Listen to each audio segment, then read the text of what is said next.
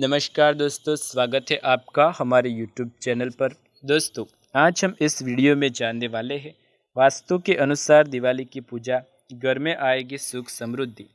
दिवाली पूजन में यदि आप वास्तु के कुछ नियमों का ध्यान रखेंगे तो आपको जीवन में सदैव खुशहाली बनी रहेगी और धन की वर्षा भी होगी। दिवाली मुख्य रूपों में से खुशियों और प्रकाश का पर्व है। यह त्यौहार हार पर जीत, अंधेरे पर प्रकाश और अज्ञान पर ज्ञान की विजय का प्रतीक है। इस पर्व को लोग पूरे परिवार के साथ मिलजुल कर मनाते हैं और इस दिन किया गया पूजन आपके जीवन में समृद्धि के द्वार खोलने में मदद करता है। यह त्यौहार एक दिन का न होकर पूरे 5 दिनों तक उत्सव मनाने का होता है और इन दिनों में लोग घर में सदैव समृद्धि की कामना करते हुए माँ लक्ष्मी, धन की देवी, भगवान गणेश का पूजन करते हैं। इस शुभ दिन की तैयारी लोग काफ़ी दिनों पहले से ही शुरू कर देते हैं। ऐसा माना जाता है कि इस पर्व की पूजा यदि वास्तु के अनुसार की जाए तो घर में सदैव सकारात्मक ऊर्जा का वास होता है और नकारात्मकता को हमेशा के लिए घर से दूर भगाया जा सकता है। तो आइए जानते हैं दिवाली पूजा की सही दिशा होनी चाहिए। दिवाली पूजा आमतौर पर शाम के समय की जाती है और वास्तुशास्त्र में पूजा की सही दिशा का होना बहुत ज़रूरी है क्योंकि इसका असर घर के लोगों के भविष्य पर होता है। पूजा घर के ईशान कोण में होनी चाहिए, जिसे देवों का स्थान भी माना गया है। यदि इस दिशा में पूजा नहीं कर सकते तो घर के दक्षिण पूर्व भाग में दिवाली पूजन किया जा सकता है। उस दिशा को अग्नि देवता की दिशा माना जाता है। पूजा हमेशा पूर्व दिशा की ओर मुख करके करना अच्छा माना जाता है। ऐसे सजाए पूजा का स्थान। वास्तु के अनुसार दिवाली में पूजा के स्थान को आप लाल, हरे, नारंगी, बैंगनी, क्रीम और पीले रंग से सजा सकते हैं। पूजा के स्थान पर सात्विक वाली रंगोली बनाना बहुत शुभ माना जाता है। दिवाली पूजन के समय धन और समृद्धि की देवी महालक्ष्मी का स्वागत रंगोली बनाकर किया जाता है और स्वास्तिक का चिन्ह माता लक्ष्मी का प्रिय चिन्ह माना जाता है। घर के मंदिर में टूटी मूर्तियां न रखें। दिवाली के दिन से पहले आप घर की सफाई अवश्य करें। अपने घर की सफाई करते समय ध्यान रखें कि कहीं भी कूड़ा इकट्ठा न हो।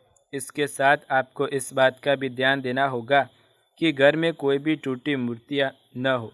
ऐसी मूर्तियों को दिवाली पूजन में कोई भी नहीं इस्तेमाल करता। इसे विसर्जित कर दे या फिर किसी पेड़ के नीचे रख दे। घर के ईशान कोण में कोई भी नकुली या टूटी फूटी वस्तु न रखें।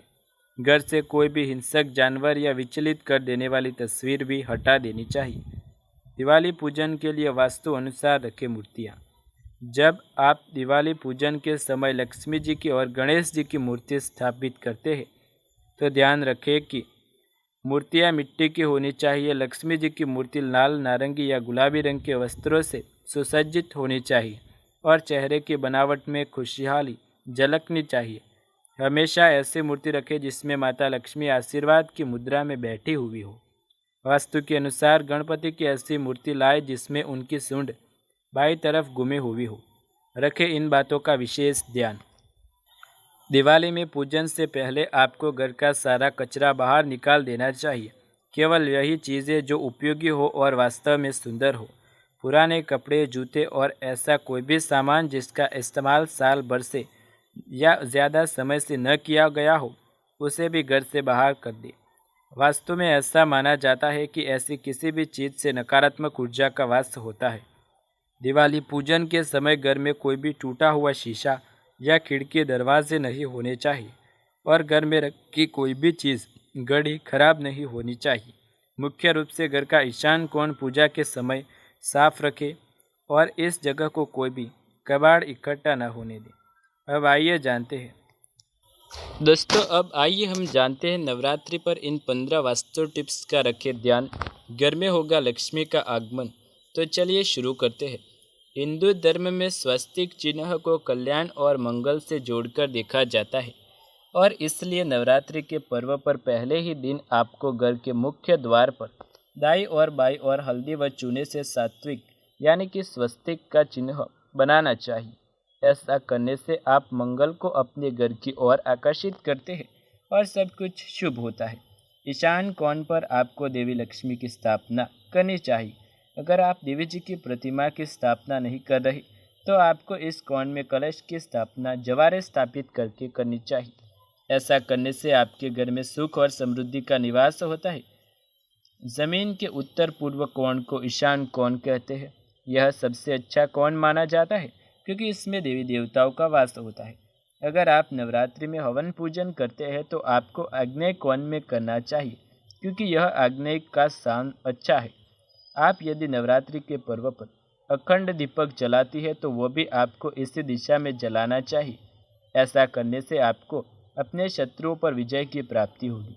नवरात्रि में शाम को सूर्यास्त होने के साथ ही आपको 7 कपूर जलाकर देवी लक्ष्मी जी यानी कि देवी दुर्गा की आरती करनी चाहिए। इससे घर की सारी नकारात्मक ऊर्जा नष्ट हो जाती है। घर में देवी लक्ष्मी का आगमन होता है। नवरात्रि में जब देवी दुर्गा को आप भोग लगाए तो उस दौरान आप घंटी या ताली बजाएं।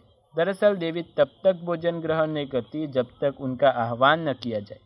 नवरात्रि पर हर दिन तुलसी के पौधे में 1 घी का दीपक जरूर जलाए। इससे गृह क्लेश कम होता है और दाम्पत्य जीवन में खुशहाली बनी रहती है। नवरात्रि भर आपको माथे में नियमित लाल चंदन का तिलक लगाना चाहिए। ऐसा करने से आपका दिमाग शांत रहता है, हर कार्य में आपका मन लगता है और जीवन में गतिशीलता बनी रहती है। नवरात्रि के दौरान आपको अपनी पुरानी झाड़ू नहीं बदलनी चाहिए। नवरात्रि के बाद पुरानी झाड़ू की जगह नई झाड़ू लेकर आ सकती है। नवरात्रि के दौरान आपको रसोई में नींबू काटने से बचना चाहिए। दरअसल इस दौरान घर में खट्टी चीज़ों का प्रयोग कम कर दें। इसमें मन अशांत रहता है और नकारात्मक शक्तियों का घर में वास होता है।